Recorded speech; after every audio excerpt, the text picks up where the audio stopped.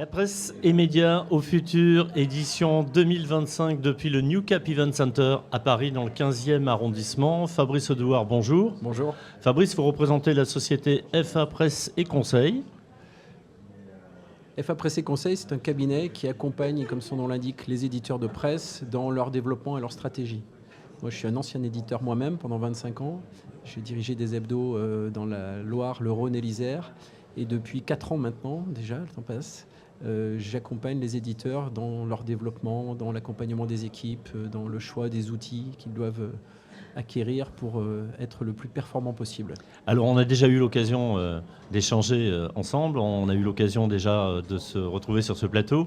On peut faire une petite piqûre de rappel pour, effectivement, là c'est très général, mais quels sont les clients, si on veut citer quelques exemples de FA Presse et Conseil?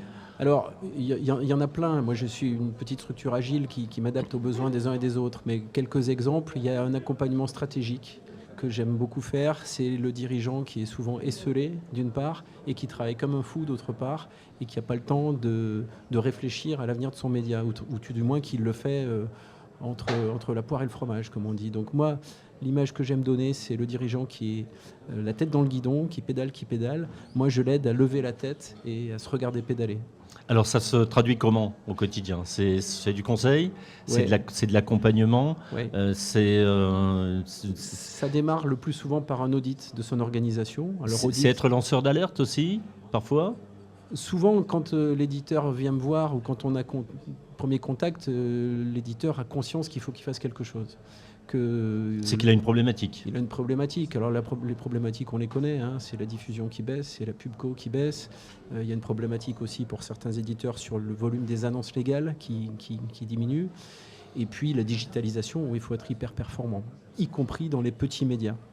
Et moi, je suis un peu spécialisé dans les médias de taille moyenne et petite qui n'ont pas une structure très, très, très forte sur tous ces sujets, parce qu'il faut être bon partout. C'est ça l'enjeu aujourd'hui. Il faut être bon partout.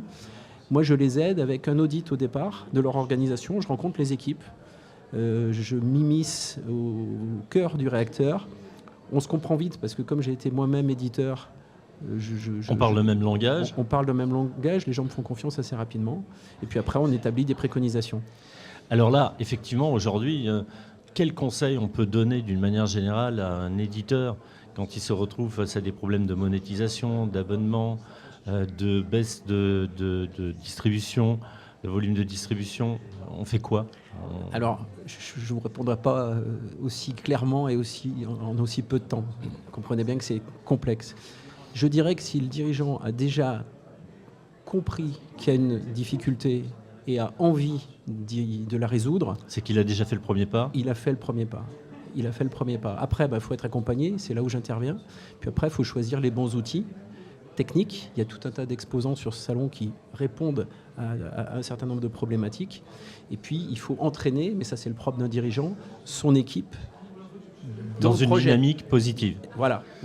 Et quand on réunit tous ces critères, on obtient des résultats. Moi, je suis très fier sur des médias que j'ai accompagnés. J'en ai plusieurs en tête. En un an, il y a déjà des progrès qui sont faits avec des résultats, avec un enthousiasme des équipes qui prouvent qu'on peut y arriver. Vous vous dirigez maintenant vers la formation. Oui, alors la formation, ça vient en complément de mon action d'accompagnement. Il y a des besoins dans tout un tas de domaines.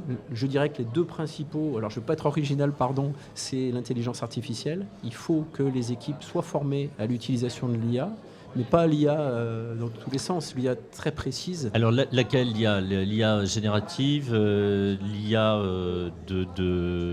qui permet de créer de l'image, de créer de la vidéo, de créer du son, où on va rentrer vraiment en complémentarité avec le média print? Alors, tout mon capitaine, tous les sujets méritent une attention, mais tout dépend aussi du degré d'investissement ou de connaissance de l'IA qu'a l'éditeur. Mais pour certains d'entre eux, c'est une découverte. Les moyens dont ils disposent, ou en tout cas, il faut qu'ils se préparent à... Mais on arrive, moi j'ai le cas en tête d'un média qui relie, qui a un système de relecture des articles envoyés par les journalistes, les pigistes et les correspondants, avec 5 étapes, parce que ce média est attaché à la qualité de ce qu'il produit. On est passé de 5 à 2 étapes avec l'IA en paramétrant le système, en ayant des prompts qui sont bien faits. Et donc là, en quelques mois, on a un résultat tangible pour un média de petite taille. C'est là que vous intervenez et vous avez un rôle de facilitateur quelque part. Oui, c'est ça. Et puis après, on fait des formations plus pointues avec des experts. Moi, je travaille avec des experts dans le domaine de l'IA et de LinkedIn notamment, qui est aussi un réseau parfois oublié par les éditeurs. Alors LinkedIn, un réseau oublié, mais ça c'est surprenant parce qu'à la base c'est quand même un réseau professionnel. Oui, pour les médias Alors quand on fait du B2B, pour voilà, les médias on est B2B, d'accord. ils nous ont pas attendus. En revanche, on a pas mal de médias B2C qui sont très performants sur Facebook, sur Insta, même sur TikTok, mais qui négligent un petit peu le réseau professionnel LinkedIn. Et donc on les forme à l'utiliser mieux, pour toucher une clientèle complémentaire composée de chefs d'entreprise, d'élus notamment. Donc c'est vraiment les accompagner pour des posts sur LinkedIn, le moment où ils doivent être postés, la façon dont ça doit être rédigé, le public que l'on peut toucher avec ces posts-là. Ça va même au-delà, ça aide les commerciaux qui vendent de la pub ou qui vendent des annonces légales à toucher leur clientèle ou leurs prospects par le biais de LinkedIn. Et ça, c'est assez intéressant. Donc là, c'est vraiment c'est assez chirurgical. On va micro-cibler C'est ça. un partenaire potentiel ou un C'est prospect ça. potentiel. Pour ça, il faut savoir comment trouver son client ou son prospect. Il faut avoir un compte qui est bien fait. Il faut poster des articles performants. Enfin, il y a toute une alchimie, mais qu'on comprend assez rapidement. Et aujourd'hui, vous avez le sentiment que les éditeurs sont très demandeurs, très réactifs, beaucoup plus qu'avant, ou est-ce qu'ils se posent, alors question sur LinkedIn vraisemblablement, et sur l'IA, il y a une attente, j'imagine. Est-ce qu'il y a autour de ça des inquiétudes, des doutes, un positionnement qui est plutôt négatif, plutôt positif? Il y a des craintes sur l'IA, c'est impressionnant. Il y a des craintes parce qu'il y a des craintes abus, de perte de l'emploi, de fake news. Oui. Bah, ce matin, il y a un article qui est paru sur un site internet dans le Var qui est labellisé par la CPPAP, la Commission paritaire des publications et des agences de presse, et qui est de manière avérée un site qui utilise l'IA majoritairement pour publier ses contenus. Donc ça veut dire que c'est un site qui a pignon sur rue, qui est labellisé par le ministère de la Culture et qui triche. Donc l'IA mal utilisée peut entraîner des mini-catastrophes. Surtout quand on sait que l'IA va puiser dans le contenu des vrais éditeurs. Hein, voilà. Bien sûr. Donc il faut savoir l'utiliser. Il ne faut pas en avoir peur, hein, ne pas utiliser l'IA aujourd'hui. C'est irréversible de toute façon. Voilà, moi ceux qui ont des craintes, je leur dis, c'est refuser. L'outil, il est là, on ne peut pas le refuser. On n'a pas d'autre solution. C'est celui qui refuse hier d'utiliser un PC et avant-hier utiliser Internet. Enfin, c'est évident qu'il faut savoir l'utiliser.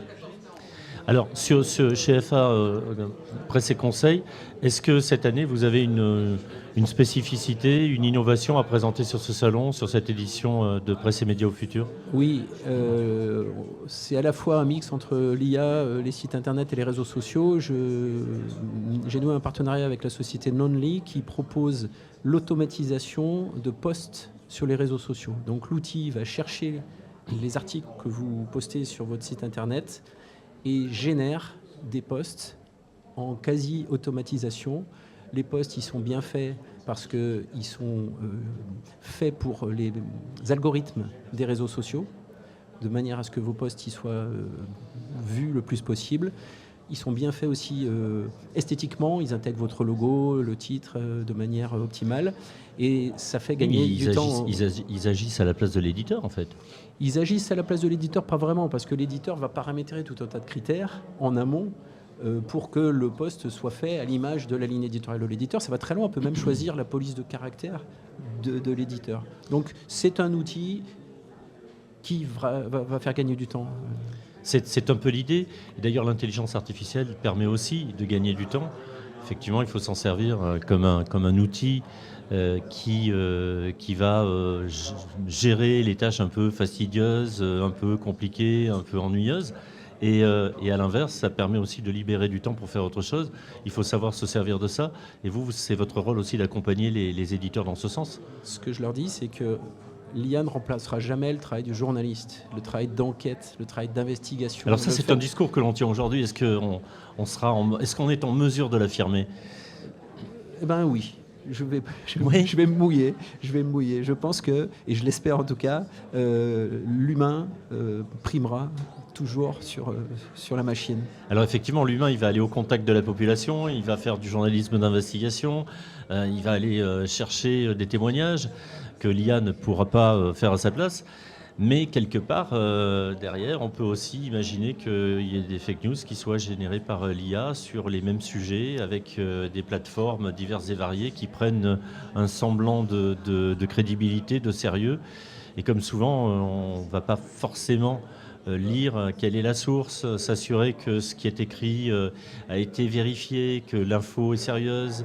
C'est un risque, on le sait, c'est un risque qui existe et qui peut se développer, qui peut vraiment s'accroître. Absolument, je pense qu'il y a ce risque, il doit y avoir de la prévention. Les instances telles que l'Alliance de la presse d'information politique et générale doivent veiller à veiller à ce que ce type de site n'ait pas pignon sur rue. Et puis il y a un rôle d'éducation aussi aux lecteurs. Moi je suis effaré, j'ai un site en tête dans la Loire qui n'existe pas, qui est fait à partir de l'IA. Et je vois que les gens réagissent, partagent un contenu qui est fait par l'IA. Et comme c'est viral, ça prend tout de suite des dimensions improbables. Voilà. Mais je pense qu'il faut avoir confiance en l'intelligence du lecteur. Si on l'alerte et on lui montre que ce site n'est pas digne de confiance, eh ben, il faut arrêter de le liker. Ça veut dire qu'en amont, il faut faut anticiper en faisant de la régulation, oui. Éventuellement punir qu'il y ait de la répression si vraiment il y a un souci, et en même temps de la pédagogie pour accompagner le lecteur. Ça, c'est compliqué parce que la régulation, c'est une chose. La pédagogie, ça en est une autre, surtout quand on a pris souvent des mauvaises habitudes. Hein. Oui, mais encore une fois, le lecteur qui est présent dans un territoire, alors c'est plus facile dans les médias locaux parce que les gens se connaissent. Oui. Mais on peut, quand on voit qu'à une conférence de presse, il y a Pierre, Paul et Jacques qui est là à chaque conférence de presse, mais qui a Arthur qui n'est jamais là, et que Arthur va faire l'article avant même les trois que je viens de citer, c'est bien qu'il y a un problème quelque part. Et ça, je pense que les gens sont en capacité de l'entendre. Alors au niveau local, effectivement, au niveau régional, c'est faisable, c'est jouable. Oui. Au niveau international, ça l'est beaucoup moins, et c'est Oui. peut-être là aussi où vient le danger, quoi. Oui. Je pense que les instances que je citais tout à l'heure, les syndicats professionnels doivent s'emparer du système et labelliser. Aujourd'hui, on parlait de LinkedIn tout à l'heure, vous pouvez labelliser votre compte. C'est-à-dire que LinkedIn va vérifier que Fabrice Audouard, il existe vraiment. Moi, je pense qu'il faut faire la même chose avec les médias. Effectivement, c'est le problème des réseaux sociaux. Souvent, c'est que les comptes qui sont anonymes permettent tous les délires, toutes les fake news, et ça c'est quelque chose qui est répandu et qui malheureusement est un peu anxiogène et compliqué à gérer aujourd'hui encore. Absolument. Mais enfin, moi je retiens quand même qu'il y a plein d'éditeurs, et ils sont nombreux pendant cet événement, qui se bougent, qui ont des idées, sont conscients, qui ont des idées, qui avancent, qui arrivent à trouver des solutions dans un monde excessivement complexe, une révolution des usages de lecture, et qui arrivent avec des médias de niche à être performants, à avoir des sites internet, à être actifs sur les réseaux sociaux. Exactement. Fabrice Audouard, si en un seul mot, vous deviez qualifier ce salon La Presse et Médias au futur, édition 2025, vous diriez quoi ? Eh ben, dans la continuité de ce que je viens de dire, je dirais espoir. Merci beaucoup. Merci à vous.